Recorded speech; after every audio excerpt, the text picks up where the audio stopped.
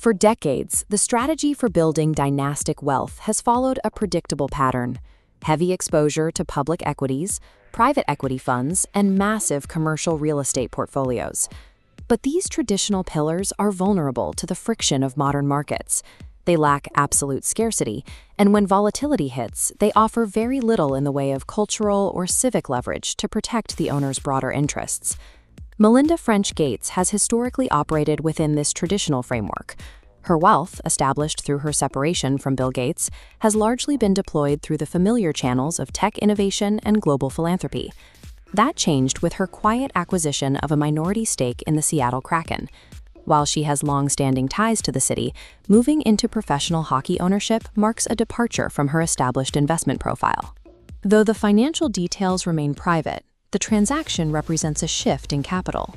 She is moving away from the purely philanthropic or technological toward an asset class known for its resilience and scarcity.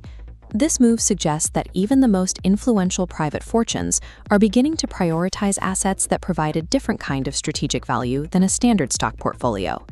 The attraction lies in the mechanics of a closed sports league. Unlike most industries where a new competitor can emerge to disrupt the market, these leagues operate as tightly controlled ecosystems. Because the league sets an artificial cap on franchises, it creates a permanent supply vacuum. You can't just build a rival team, you must buy into the existing circle. This enforced limit makes franchises resilient, holding value during downturns to hedge against economic cycles. For elite investors, the goal has shifted from buying companies to acquiring platforms and intellectual property. A sports franchise is a localized platform with a monopoly on regional attention. This translates into guaranteed revenue through global media rights and sponsorship deals that competitors cannot touch. These properties are no longer just local teams. They are treated as global financial instruments. When Manchester United lists on the New York Stock Exchange, it signals that sports have been fully integrated into the world's institutional markets. By combining absolute scarcity with these locked-in revenue streams, these franchises provide a level of wealth preservation that is difficult to replicate in the traditional private sector. But the financial return is only half the story. The move into sports also secures two intangible but powerful assets: community engagement and cultural influence. Traditional investments in private equity or real estate are transactional. They don't generate civic pride or emotional buy-in from the public. By joining the Kraken ownership group, French Gates embeds her capital directly into Seattle's tech-driven wealth ecosystem, placing her alongside the city's major power players. There is visceral power in owning a community. An emotionally invested fan base provides the owner with generational brand loyalty that cash alone cannot produce. This logic is being applied globally.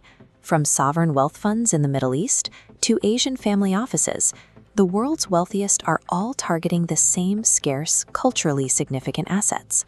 The true value isn't found in ticket sales.